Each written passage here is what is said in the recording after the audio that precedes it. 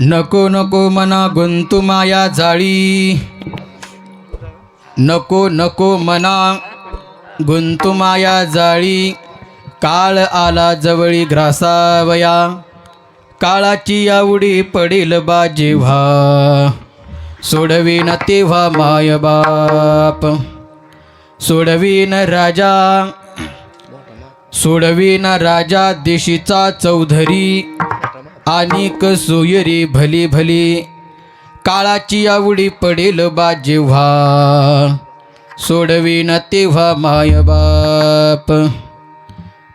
तो का म्हणे तुझ सोडविना कोणी, एका चक्रपाणी वाचुनिया. काळाची आवडी पडेल बा जेव्हा, सोडविना तेव्हा माय बाप. विठ्ठल विठ्ठल. मंगलम गरुडध्वजः, मंगलम पुंडरीकाक्षो, मंगलाय तनो हरी.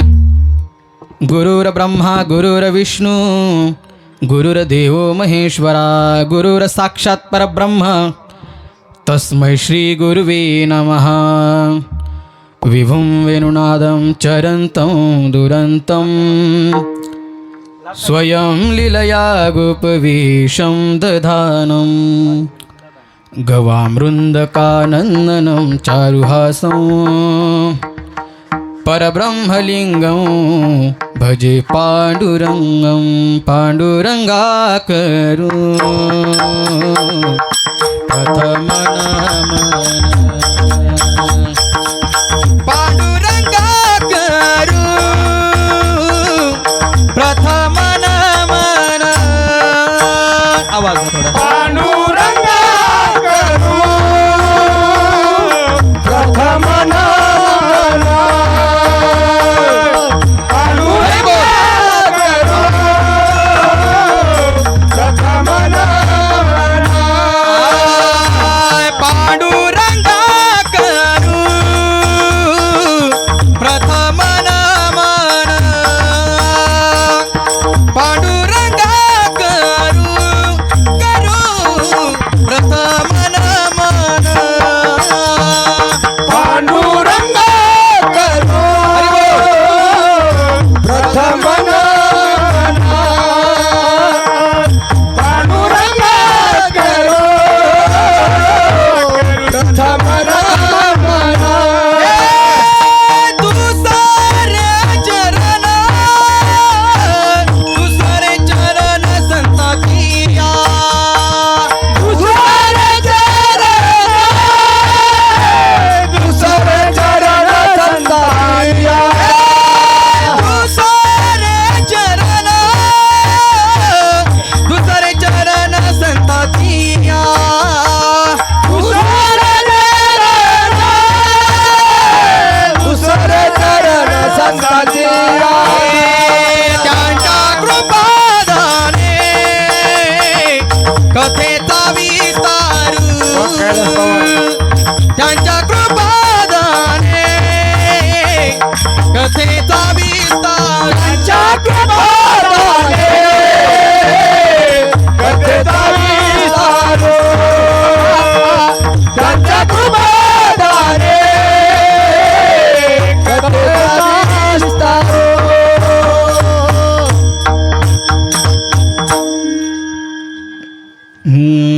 पांडुरंगा करू प्रथम नमन,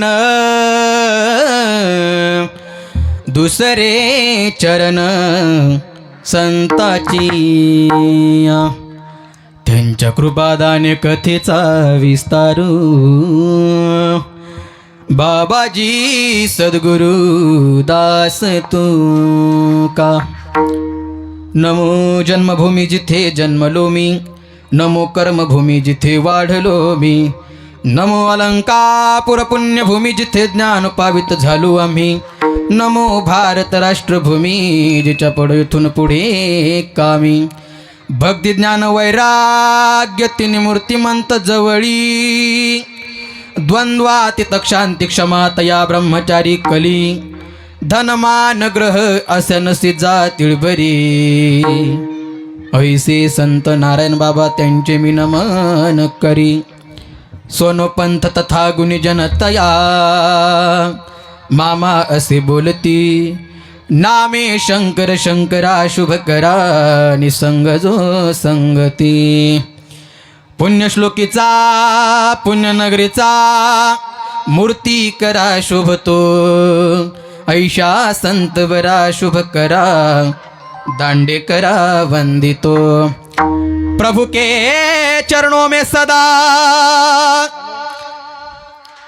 पुनि पुनि करू प्रणाम. ऐसी माया तारी रे मेरे प्रियतम श्याम. विठाला विठाला विठाला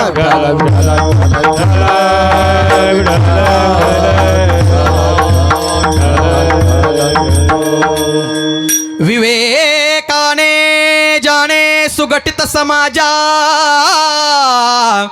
टिकविले. विवेकाने जाणे सुगठित समाजा टिकविले. महासिद्धांताचे गूढ रसिकत्व उकलिले. लसित भक्ती ज्ञाने तरतरविला धार्मिक तरू. तया ज्ञानेशाचे विमलमतीने वंदन करू. ओम नमो ज्ञानेश्वरा. ओम नमो ज्ञानेश्वरा. ओम नमो ज्ञानेश्वरा. ओम नमो ज्ञानेश्वरा. ओम नमो ज्ञानेश्वरा. ओम नमो ज्ञानेश्वरा. ओम नमो ज्ञानेश्वरा. ओम नमो ज्ञानेश्वरा. ओम नमो ज्ञानेश्वरा. ओम नमो ज्ञानेश्वरा. करुणा करा दयाळा. करुणा करा दयाळा. तुमचा अनुग्रह लाधलो पावन झालो चराचरी. करुणा करा दयाळा. करुणा करा दयाळा. तुमचा अनुग्रह लाधलो पावन झालो चराचरी. ओम नमो ज्ञानेश्वरा. करुणा करा दयाळा. तुमचा अनुग्रह लाभलो पावन झालो चराचरी. ज्ञानेश्वरा. करुणा करा दयाळा. तुमचा अनुग्रह लाधलो पावन झालो चराचरी.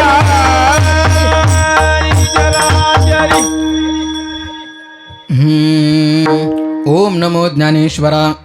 करुणा करा दयाळा. तुमचा अनुग्रह लाधलो पावन झालो चराचरी. नको नको मना नको नको मना गुंतू माया जाळी. काळ आला जवळी ग्रासावया. काळाची आवडी पडेल बा जेव्हा. सोडवीन तेव्हा माय बाप. मुक्त कैवल्य तेजवणे ते भगवान श्री ज्ञानोबाराय. जगद्गुरु जगदवंदनीय सकल संत कंठभूषण हृदय सम्राट चिन्मय स्वरूप असणारे देहूचे सुप्रसिद्ध साधू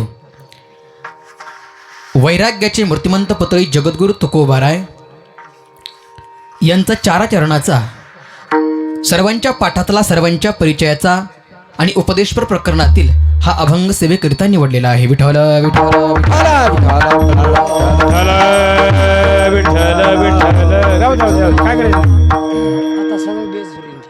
कीर्तनाकरिता जो अभंग सेवेकरिता निवडला विको कमी करा. आता जो अभंग सेवेकरिता निवडलेला आहे तो अभंग संत सम्राट विश्ववंदनीय जगद्गुरु तुकोबारा यांचा. जगद्गुरु तुकोबारा या मृत्यूलोकामध्ये आले. जगद्गुरु तुकोबाराने भक्तिशास्त्राचा सांगोपांग असा अभ्यास केला. तसं बघितलं तर या विश्वाच्या पाठीवरती 3 जगद्गुरु होऊन गेले. कृष्ण वंदे जगद्गुरु 1, आद्यगुरु शंकराचार्य 2 आणि जगद्गुरु तुकोबारा 3. या 3ही जगद्गुरूंपैकी एका जगद्गुरूचा अभंग सेवेकरिता निवडलाय. त्या साधूचं नाव आहे जगद्गुरु तुकोबारा. जगद्गुरु तुकोबाराने जगद्गुरु ही पदवी का प्राप्त झाली? जगद्गुरु तुकोबारा या मृत्यूलोकामध्ये आले आणि महाराज मृत्यू लोकामध्ये आल्यानंतर महाराजांनी भक्तिशास्त्राचा सांगोपांग असा अभ्यास केला. रात्रंदिवस भजन केलं. महाराजांची वाणी अभंगत ठरली. आणि जगद्गुरु तुकोबाराने तुमचा माझा माथा सुधरावा म्हणून गाथा निर्माण केला. म्हणून आशय जगद्गुरु तुकोबारांना जगद्गुरु ही पदवी प्राप्त झाली. विठ्ठल विठ्ठल. अभंग जगद्गुरु तुकोबारांचा जवळजवळ सर्वांच्या पाठातला आहे, सर्वांच्या परिचयाचा आहे. मला असं वाटतं खंडागळे आप्पा असा वारकरी नाही की त्याचा हा अभंग पाठ नाही. आणि मी तर म्हणेल ज्याचा अभंग हा पाठ नाही तो वारकरीच नाही बुवा. विठ्ठल विठ्ठल.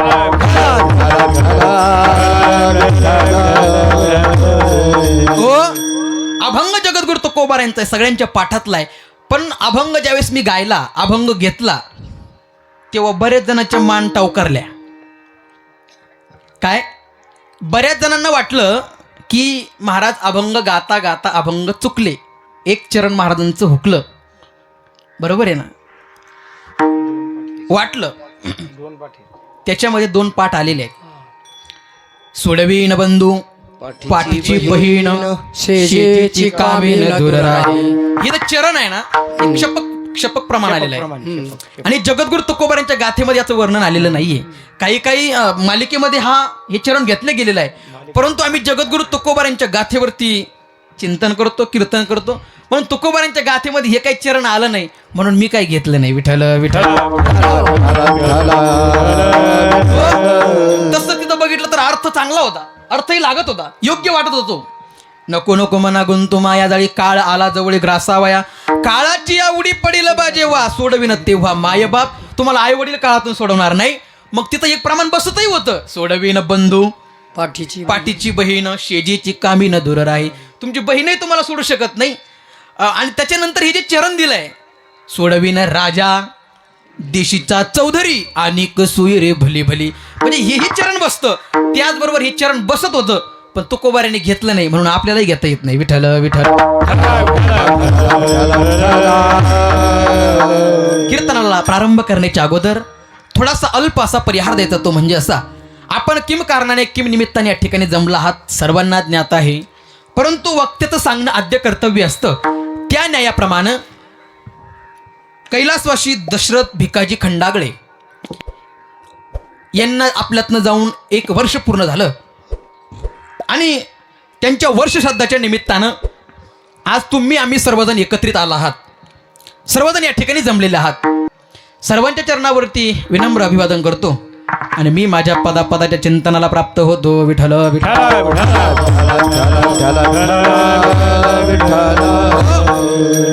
सुंदर गाणारे वाजवणारे आहेत. मी तुमच्यावर जास्त आता काही बोलणार नाही, कारण तुमचं काय वर्णन करणार, काय वर्णन करणार आहे, माझा अधिकार तिथपर्यंत पोहोचत नाही.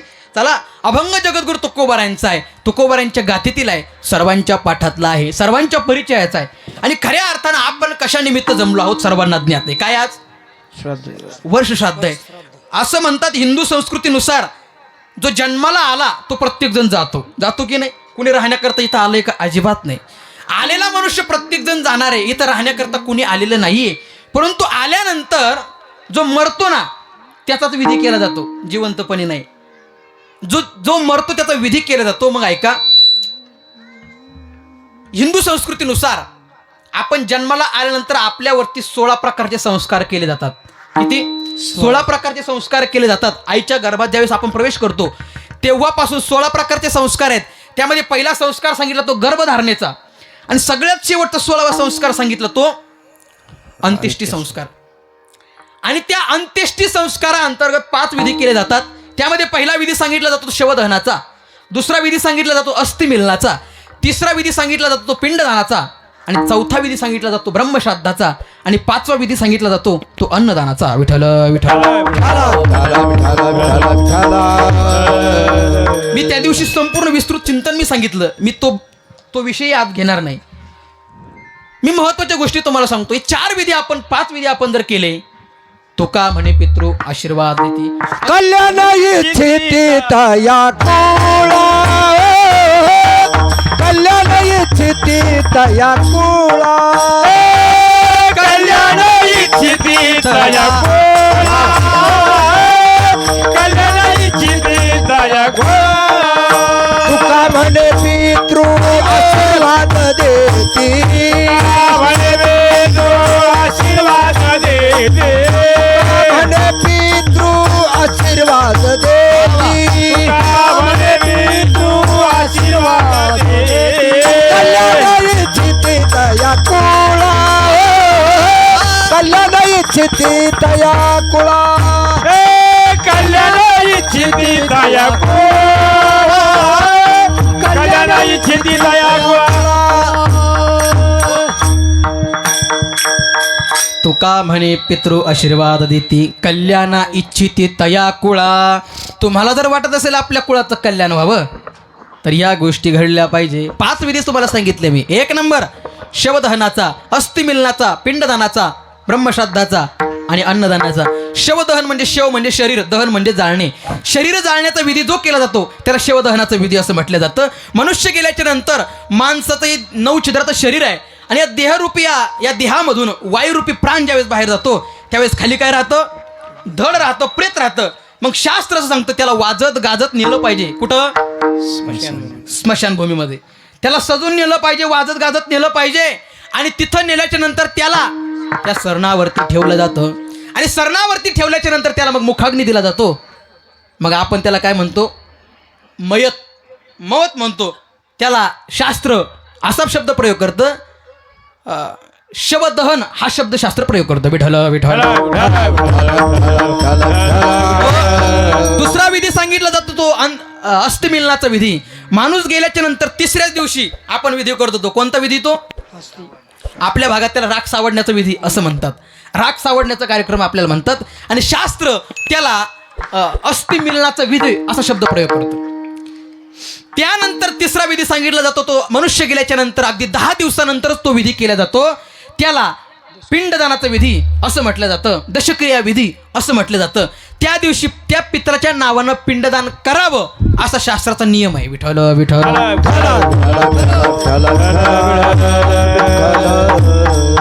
3 नंबरचा विधी सांगितला पिंडदानाचा. 4था विधी सांगितला जातो तो मनुष्य गेल्याच्या नंतर 1 वर्षाने त्याच तिथीला त्याच मिथीला कीर्तन ठेवलं जातं, प्रवचन ठेवलं जातं, तिथं जेवण केलं जातं. त्याला म्हणतात प्रथम वर्ष श्राद्ध. मग आज जो विधी आपण या ठिकाणी केला जातो त्याला प्रथम पुण्यस्मरणाचा विधी असं म्हटलं जातं. 4 नंबरचा विधी मी तुम्हाला सांगितला. 5 नंबरचा विधी असा आहे तो म्हणजे अन्नदानाचा. ज्या पितृ गेलाय ना त्या पित्राच्या नावानं अन्नदान करणं त्याला अन्नदानाचा विधी असं म्हणतात. मग आपण आता पितृ 15वाडा झाला.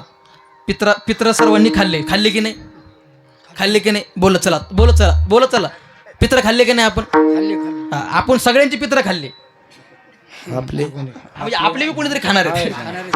आपण खाल्ले महाराज. पितृ 15वाड्यामध्ये आपण पित्र खाल्ले, पितृ जेवलो आपण. त्या पित्राच्या नावानं पितृ 15वाड्यामध्ये अन्नदान करावं आणि केलं पाहिजे. तेव्हा महाराजांनी जे प्रमाण दिलं, तुका म्हणे पितृ आशीर्वाद देती कल्याण इच्छिती तया कुळा. आपल्या कुळाचं कल्याण जर करून घ्यायचं असेल त्याकरिता आपल्याला आपल्या पित्रांचे आशीर्वाद गरजेचे आहेत. तुम्हाला देवाचा आशीर्वाद एक वेळ देव तुम्हाला, मी काल सांगून गेलो, देव माफ करतो. एकदा चुकलं देव माफ करतो, 3ऱ्यांदा चुकलं तरी देव माफ करतो. पित्र इतके खतरनाक आहेत, अजिबात माफ करत नाही महाराज. पित्र अजिबात माफ करत नाही, म्हणून पित्राच्या नादी लागायचं. त्यामुळे त्यांचे सगळे विधी, मी जे 5 विधी तुम्हाला सांगितले ते 5 विधी आपल्याकडून घडलेच पाहिजे. विठ्ठल विठ्ठल. आताचे सुशिक्षित लोक म्हणतात, एज्युकेटेड मंडळी म्हणतात, कशाला करायचं पिंडदान, कशाला करायचं अन्नदान, कशाला करायचं विधी. पण शास्त्राच्या नियमानुसार आपण करणं गरजेचं आहे. खऱ्या अर्थानं पिंडदान केलं महाराज दशरथ राजाचं सीतामातेनं. केलं की नाही? सीतामातेनं पिंडदान केलं दशरथ राजाचं. अहो जगाचा बाप होता, जगाच्या बापाच्या बापाचं पिंडदान केलं सीतामातेनं. राजा रावण किती श्रीमंत होता, त्या राजा रावणाचंही पिंडदान केलं महाराज बिभीषणाने. किती श्रीमंती होती राजा रावणाची, एवढा श्रीमंत होता. लंके माझी घरे किती ते ऐका, सांगत असे संख्या जैसी तैसी. 5 लक्ष घरे पाषाणाची जेथे, 7 लक्ष तेथे विटे बंदी. कोटी घरे जेथे काशानी तांब्याची, शुद्ध कांचनाची 7 कोटी, शुद्ध कांचनाची सप्तकोटी. किती श्रीमंती होती राजा रावणाची. अहो एवढा श्रीमंत राजा रावण असताना सुद्धा महाराज एवढी श्रीमंती, सारी लंका सोन्याची होती त्याची, संपूर्ण लंका सोन्याची. अहो एवढी श्रीमंती जाऊ द्या, त्याचे 10-15 इंजिनिअरिंग कॉलेज होते का. पण एवढी प्रॉपर्टी होती की नाही त्याच्याकडे, एवढी प्रॉपर्टी होती राजा रावणाकडे. अहो एवढा श्रीमंत राजा रावण असताना सुद्धा राजा रावणाला मारावं लागलं. आणि ते आपण राजा रावणाला सहज वाईट म्हणतो.